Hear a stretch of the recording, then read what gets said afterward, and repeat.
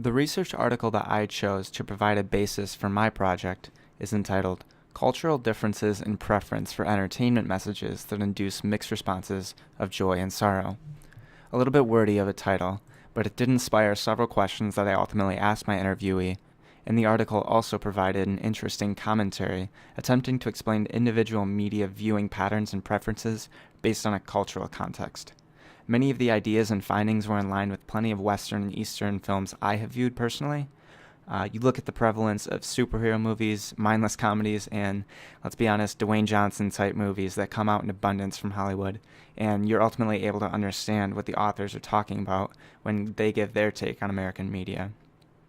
I myself have a huge attachments to films of all sorts, whether that be from Western or Eastern media, so this research article got me thinking about the patterns you see in these works. And thus, I was able to come up with 3 distinct questions for my foreign interviewee that asked them to think about their culture as well as their media, based upon the findings and ideas put forward by the research article authors. So before we get too deep into the meat and bones of the article with its ideas of American versus foreign media, we'll start with the interview process and how that actually went. Ultimately, it did take place via email due to scheduling issues, not being able to meet up and whatnot. Though that didn't surmount to a huge disconnect in the interview, considering we do have quite a bit in common despite our different walks of life. While I've lived in mid-Michigan my whole life, my interviewee spent greater than the first decade of his life growing up in Mexico, experiencing a far different culture from my own. But at the end of the day, we're the same age, we're friends, we've worked at the same job for over a year now, and anytime we hang out, there's always a handful of movies or shows that will entertain both of us. But let's begin. Though it should be said as a preface that the article was lengthy in nature and it did cover a wide range of topics, whether that be naive dialecticism, which we'll be getting into in a little while, or cultural media viewing preferences, or just statements about different types of cultures in general. So in order to not subject my interviewee to reading a lengthy article, I devised somewhat longer questions that would give the interviewee a brief understanding of these topics. Question 1 goes as follows. The article presents the idea of foreign cultures seeing happiness coming as a result of group harmony, whereas Americans seek accomplishment of individual goals as a central source of happiness.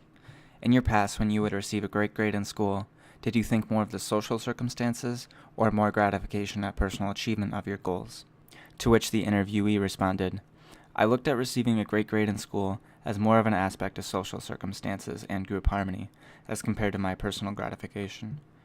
Because although if you personally succeed in your duty, without the rest of the group, the final result wouldn't be nearly as desirable. Thus, with success of you and others comes group harmony. This response, of course, fell in line with the research article's claims, which as the interviewer I found extremely interesting, considering I had never even thought of personal achievement in a social circumstance prior to reading the article. Question 2 states, the article goes into great length on the concept of naive dialecticism.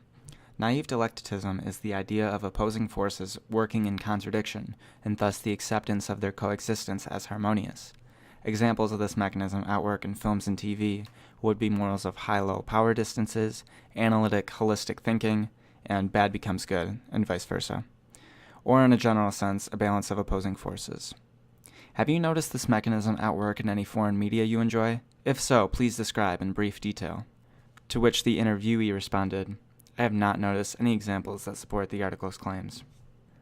Next, question 3 says, the author claims that American media reasons that in the face of contradictory forces, a side should be picked on the basis of rules of logic in order to result in resolve.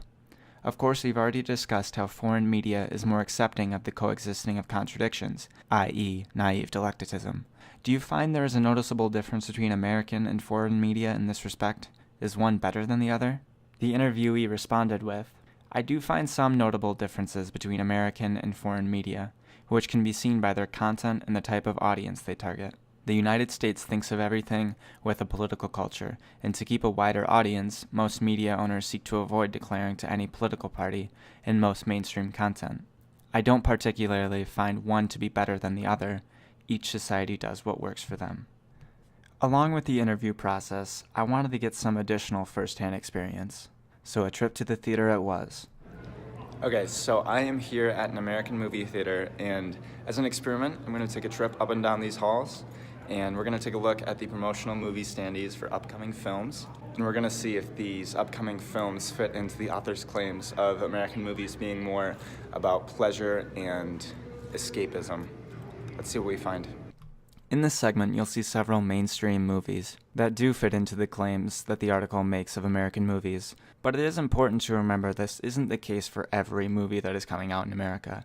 There's actually a movie in theaters right now that I saw titled A Star is Born, and in this movie it actually practices naive dilectantism, where both depression and love work seamlessly together.